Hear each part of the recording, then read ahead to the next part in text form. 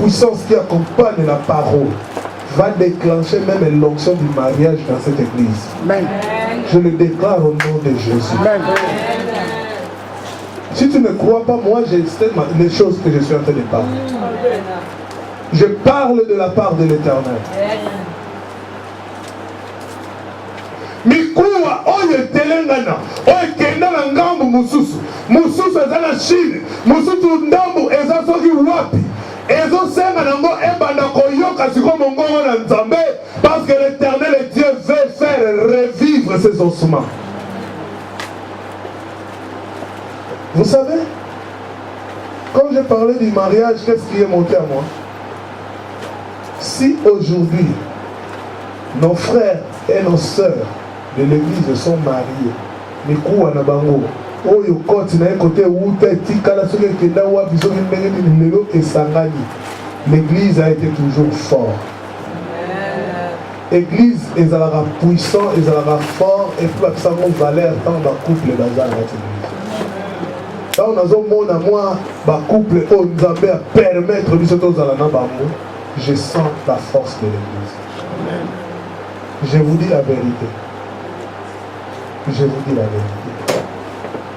Et avant, lui, la mission, tant que quoi, on est sanganaki, tant que je qui vit, et comme qui armée de l'Éternel. Babi, c'était toute une armée de l'Éternel. Or, armée de l'Éternel, Amen. Problème nini, ça que vie na yo, elle a par-ci par-là. Aujourd'hui, la parole de Dieu est venue. Il est venu pour restaurer ta vie. Il est venu, cette parole est venue, elle est venue pour restaurer ta vie. Cette parole est venue pour rapprocher tout ce qui s'éloignait. Il est venu rapprocher. Cohésion est comme il s'allait Miami. Mikuwa na mikuwa komi ko sangana. Pourquoi zo sangana? Parce que Nzamba inga pesa moboboy. Na foyer même soki bozalaka lelo bien lobi mabe. Lelo parole oyo eye na kombo na Yesu Masiya. Amen. Parole oyo eye po ezongisa bino. Obanda ko sangana. Amen, amen. Soko to si maloba oyo okomona impact na mona foyer na. Amen. Second aussi maloba oyo okomona ngona couple na bino. Amen. Le Saint-Esprit de Dieu est en train de faire son travail. La puissance est en train d'accompagner le message. Tangu mikuwa oyo bandi ko sangana. Couple oyo zalaki papa na gauche, maman na droite. Oh papa ale moloto ayemba que to sala koboni etikala kaka tobokola kaka bana soki ezalaki ya kobokola kaka bana na nkombo na Yesu Masiya mikuwa lelo ezozwa bomoi na nkombo na Yesu. Eza lisusu makambo ya kobokola kaka bana te. Nzambe asangisaki bino kaka te mpo kobokola bana. C'était pour cultiver d'abord. On parle de cultiver, c'est d'abord l'œuvre de Dieu. Amen. Tangu boko sangana, tangu boko zonga, bombi zonga nanu, nanzela ya maloba oyo. Mais tangu molimo mosanto ko souffler ko kota kati na bino, c'est alors que couple na bino ko faire et ko zonga la vie. Bien-aimé, ezaka la teke esangana après nzamba tiki na yi. Non. Tango ko sangisa, Ezekiel a koloba lisusu. Tango koloba, maloba ale ko pesa couple na bino vie. Amen. Ko sala ke couple na bino est revivre. Amen. Couple na bino ba pesa mo valeur. Amen, amen. Bien-aimé dans le Seigneur, soki kati na mitema na bino, na mitema na biso, bon moko wana na nuna le zongité. Inyo wana na le zongité. Bien-aimé, et vous allez passer, Nzambe a soufflé vie et côté na foyer.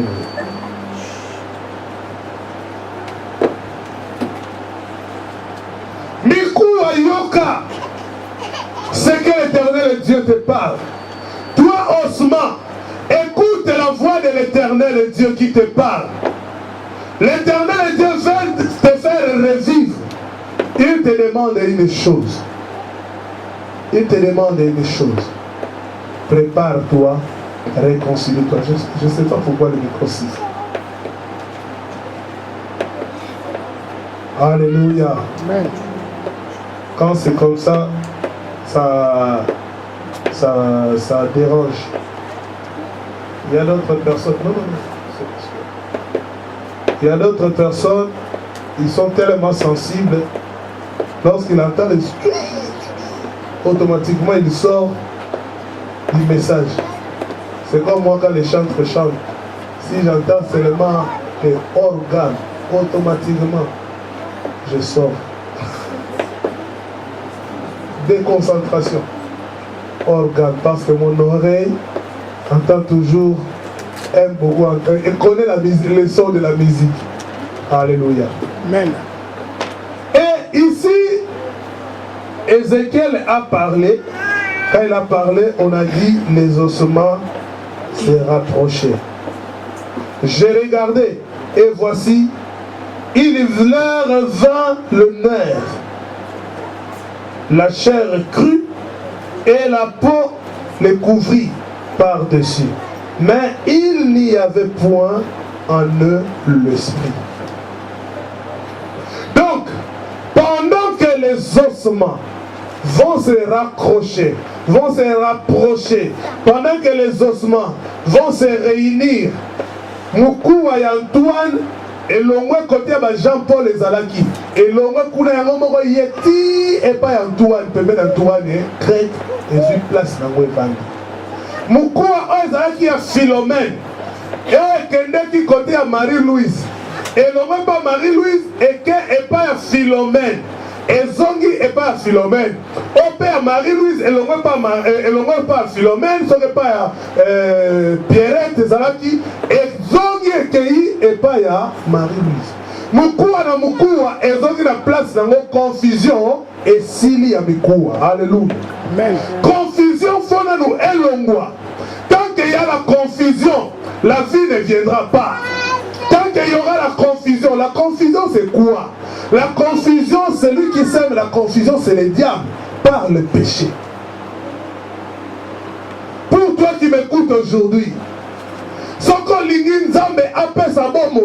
la première des choses à faire, Nzambe azoloba, mikuwa ezo zonga, mikuwa ezo ya nesika nango, mikuwa ezo longwa bisika ezalaki, ezo zonga na place nango. Veut dire quoi?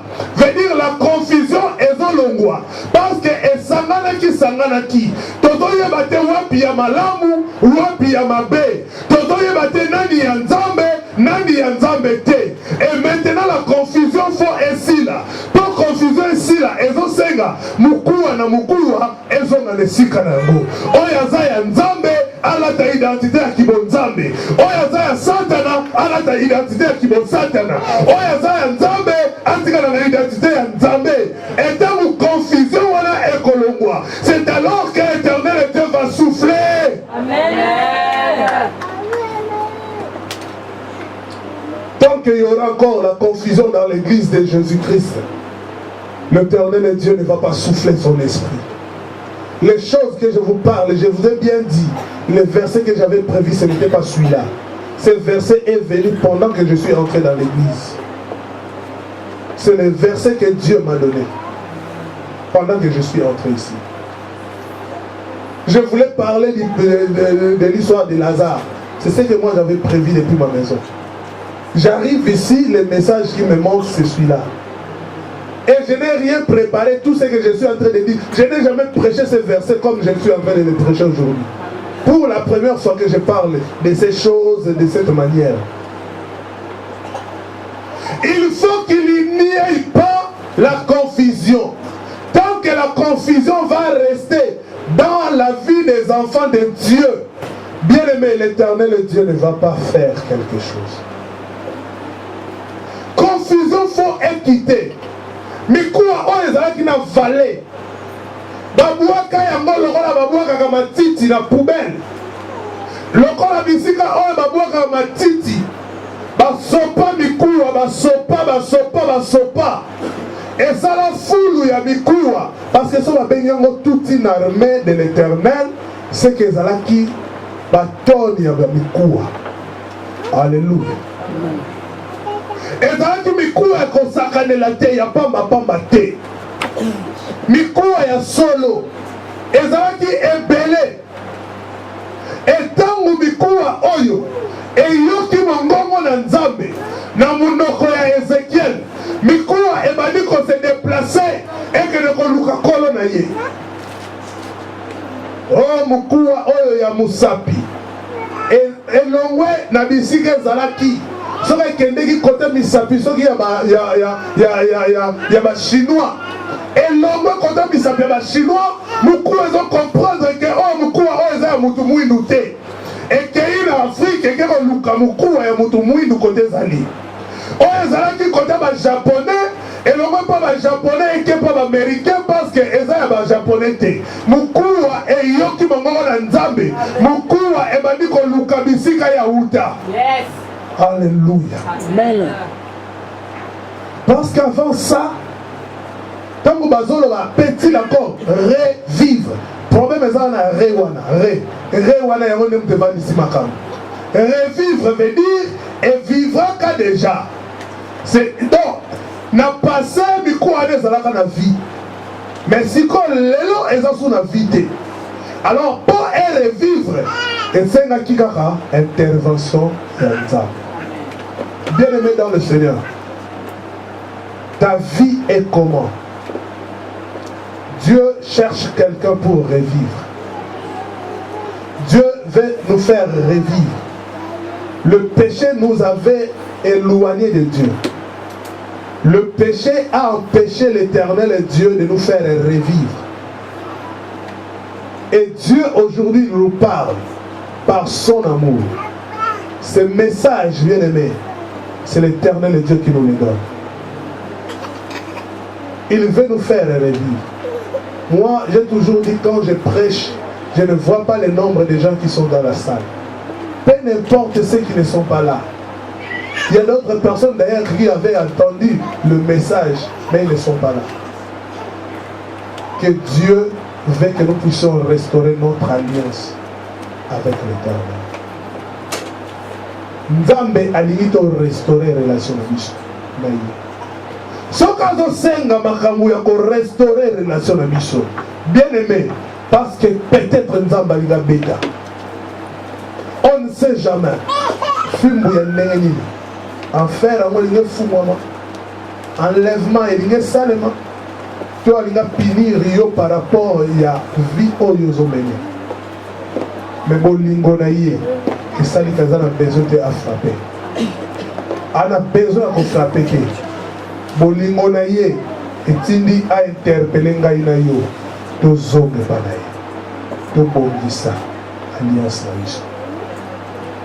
Alliance seulement. Yesu afuta makila na ye. Andima makila na ye sopana. Pongaina to koma bana na nzambe. Mais biso to bafoué grâce wana. To bafouer offre wana à cause de makambo mokili. Bien aimé, message sur les autres est droit au cœur. Laisse-moi te dire, mon thème na yo côté zalaki koto pesa kiango. Soko pesa kiango pona biloko mokili oyo. Mon thème na yo eyo kamilo bana nzambe e banda kozonga pa na nzambe. Amen. Soki makolo na yo opesaki yango mpona makambo mokili makolo na yo ebanda koyoka ebanda kozonga epai na nzambe. Soki miso na yo opesaki yango mpona kolulaka miso na yo ebanda kozonga mpona lokumu na nzambe.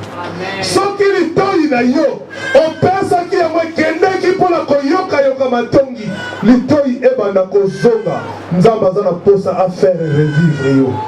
Soki eza munoko na yo ekomaki ya songi ya koswana ya kofinga kochola munoko na yo ebanda kozonga mpo nzambe alinga faire revivre yo. Soki eza motema na yo opesa yango mpona basentima ya mokili nzoto na yo oyo ezali tempelo ya molimo mosantu okomisa yango nzoto ya prostitue Lelo l'Éternel Dieu azobenga yo. Prostitué à moi si toi mon bali. Lelo Nzambe azobenga yo. Lelo Nzambe azobenga biso mateuse. Alingi to restaurer relation na biso na ye. Alingi a faire revivre biso. Masumu ememelaki biso kufa. Masumu ememelaki biso to comme sec. Masumu ememelaki biso to comme complètement sec. Oh Ezekiel azokamwa alobi mikulu yango ekauka makasi. Eza kutu ata na mwa nini te. Oh mwa l'épinière eza nanu na kati te. Eloko te. Position l'église dans Nzambe komi. L'Éternel Dieu envoya sa parole et la parole leur guérit. Dans leur détresse, dans la détresse, l'Éternel Dieu envoie toujours la parole. Bien-aimé, Nzambe a continué à mbongo te pour faire revivre yo. Nzambe a continué à mobilité pour faire revivre yo. A continué le mois si te pour faire revivre yo. Mais a continué la parole. La parole est venue pour nous faire revivre. D'où es-tu tombé? Souviens-toi d'où tu es tombé. Car l'Éternel Dieu veut te faire revivre. Si tu entends ce message, n'endurcis pas ton cœur. Amen. Quand endurcir mon thème en ayoté. On a parlé du Saint-Esprit. L'Esprit de Dieu veut prendre son Église en charge. L'Église, c'est toi et moi. L'Église, c'est tel que nous sommes réunis là. L'Église, c'est quand tu marches toute seule à l'église, à la maison. Au travail, tu es seul. Tu es une Église. L'Éternel Dieu veut te faire revivre. Es-tu prêt pour la vie que l'Éternel Dieu te donne? Est-ce que mon ami pose un bon mouillon?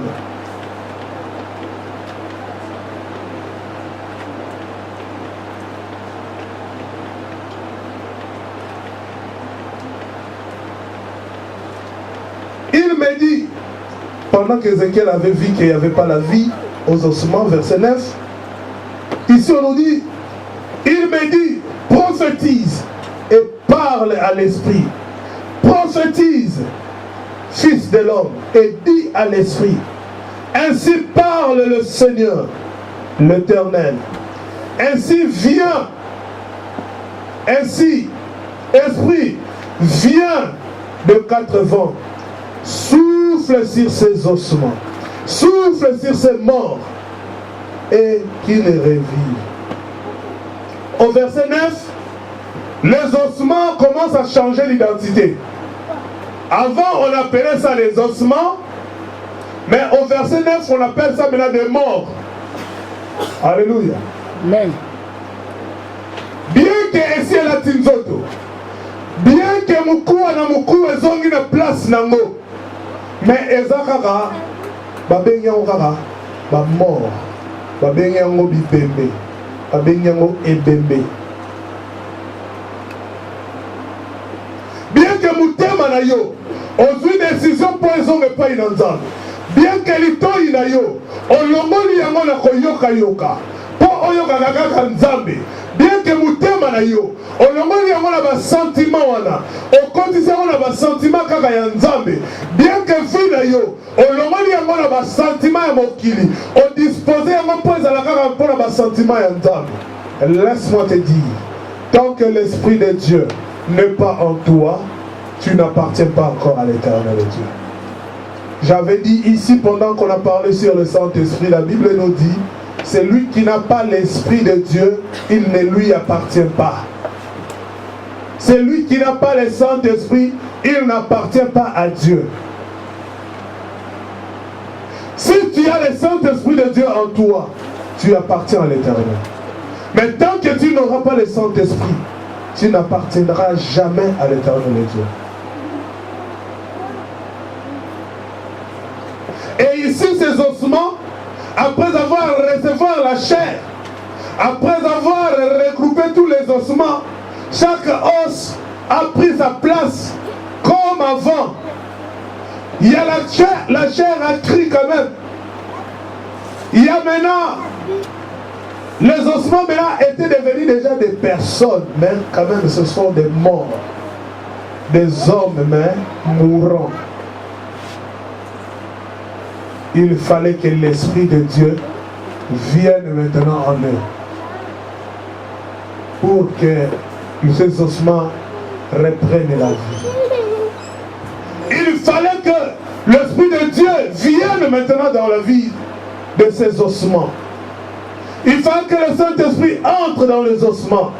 C'est pour cela ici, il parle. Il a prié, il a dit, Esprit, viens des quatre vents, souffle sur ces morts et qu'il les revive. J'ai prophétisé, non pas selon moi-même, mais selon l'ordre qu'il m'avait donné.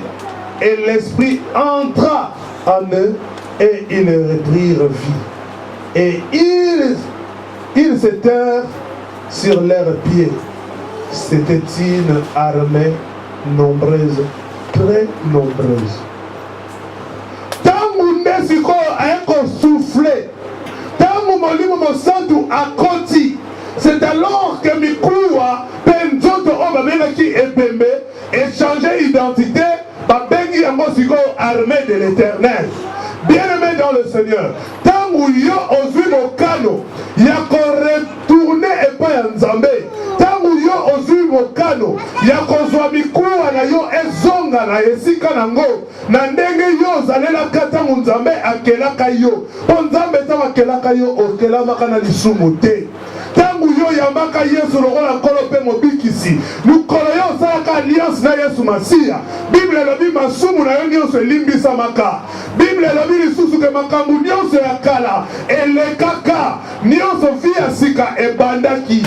Vi wana tangu yo bandaka yango, ezalaki vi oyo ebandaki koglorifie Nzambe. Sikoyo ozwi mokano ozongela vi wana, ozongi lokola mutu oyo akomi vierge, atelemi liboso ya Yesu Masiya, po Yesu azwa sikoyo charge ya vi na ye.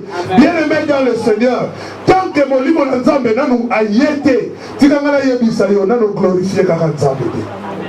Quelle que soit ta décision, la décision c'est bien, mais il faut que l'Esprit de Dieu vienne en toi. Amen. Vous savez pourquoi je dis ça? Parce que les jours de l'enlèvement, lorsque Jésus-Christ reviendra pour chercher son église, ce sont ceux qui ont le Saint-Esprit de Dieu, ce sont eux qui seront transformés et qui monteront. Amen.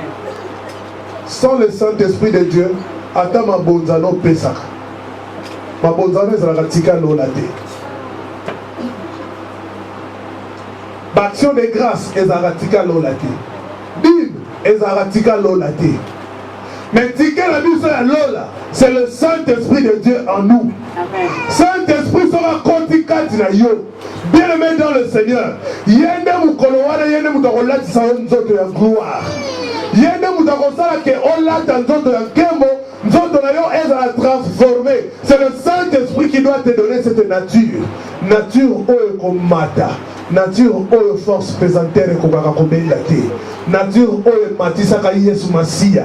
Bato bazotala babime ndenge nini azomata tokange na lokolo akokita te azomata parce que ekomi nature ya kibonzambe. Nature oyo eza nature oyo Saint-Esprit apesaka nzoto wana nkembo ntango tozoba nzoto ya gloire. Atikala expliquer yo cet corps là de gloire eza nzoto oyo bavivaka nango na lola. Eza nzoto ya mabele awa te ya jivi kolala te. Eza nzoto oyo bavivaka nango na lola. Alléluia. Amen. Eza nzoto ya awa te.